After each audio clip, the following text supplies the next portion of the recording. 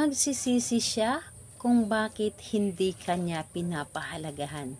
Hello mga guys, kumusta kayo? Panibagong araw, panibagong video na naman tayo.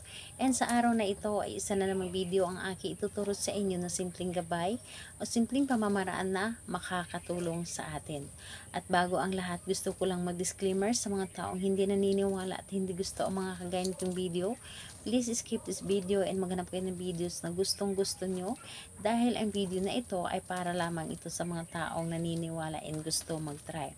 Sa lahat po ng mga nagko-comment po dito sa aking video dito sa loob ng aking channel, mag-ingat sa lahat ng mga nagre-reply sa inyo na dinadala kayo sa kanilang WhatsApp and Imo app upang makaiwas po tayo sa scam. Ngayon po ituturo ko sa inyo paano siya magsisisi kung bakit hindi kanya pinahalagahan. Alam nyo ba na ang tao na hanggat alam niya na mahal mo siya ay hindi niya ipaparamdam sa inyo na mahalaga siya sa inyo dahil ang nararamdaman lamang niya ay ang pagmamahal mo lamang at ang binigay mong pagpapahalaga sa kanya.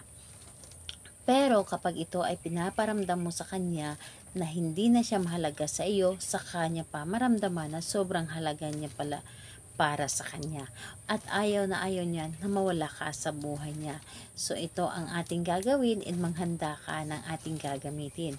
Maghanda ka ng isang larawan lamang. So larawan niya kahit na ay naka-printed ito or naka ID size lamang pwede po. Basta larawan niya.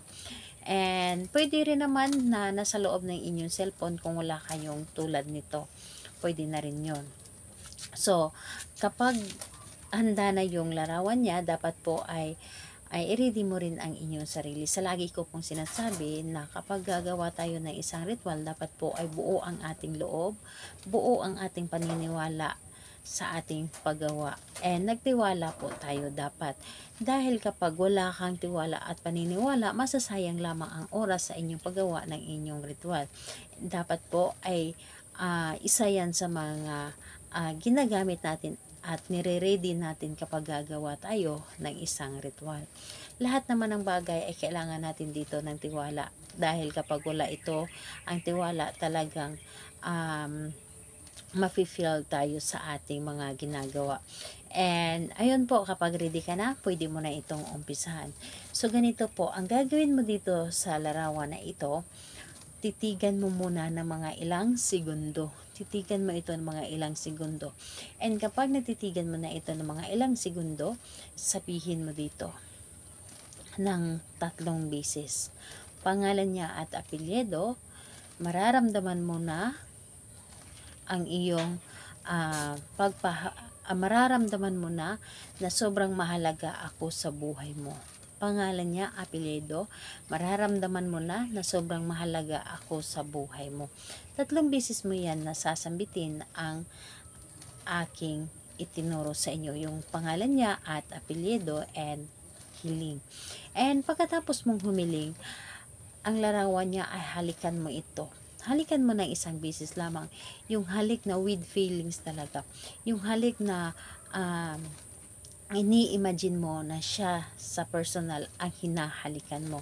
And sa magtatanong ha, pwede mo itong gawin kahit na hindi pa kayo nagkikita.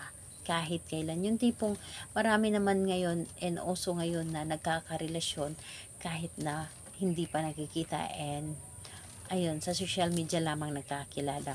So, pwede mo itong gawin para sa kanya, para ipaparamdam niya sa inyo na sobrang mahalaga ka para sa kanya. So, kailan nga ba ito pwedeng gawin? Gawin natin ito sa kahit anong araw at oras, pero i-recommend ko sa inyo, gawin mo ito sa gabi, yung tahimik na ang paligid. Ayun po, salamat po sa inyo. Bye-bye everyone. God bless us all.